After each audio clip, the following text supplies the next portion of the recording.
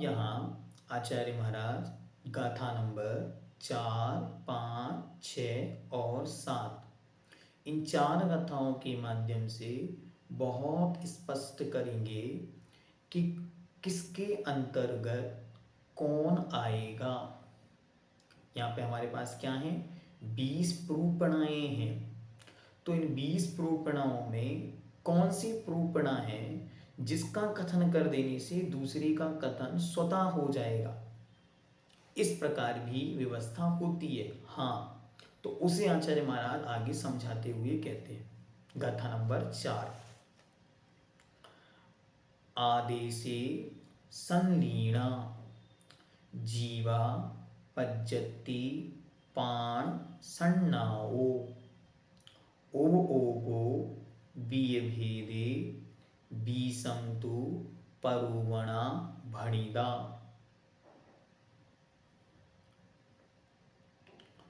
आदेशे संलीना जीवा पज्जति पाण सन्नाओ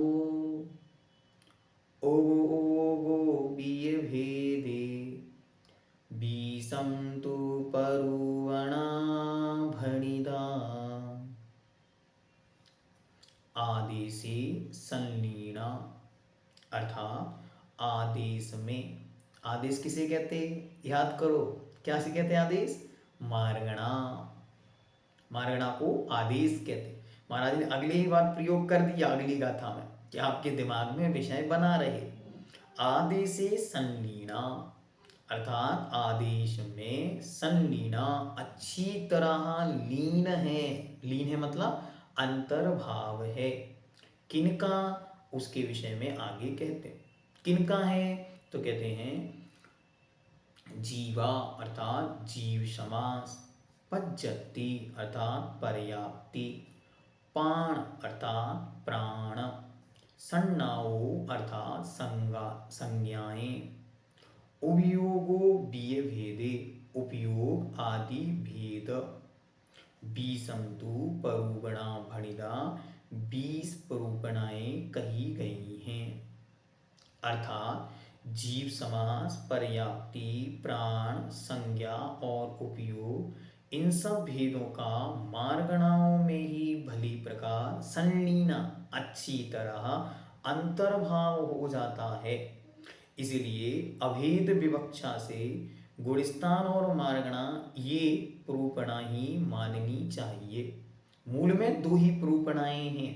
क्यों, 20 प्रूपणाएं हमने पहले कही थी, तो उनमें से जीव समास, पर्याप्ति, प्राण और सन्ना और उपयोग ये भेद तो मार्गणा के ही हैं, अर्थात मार्गणाओं में ही आ जाएंगे।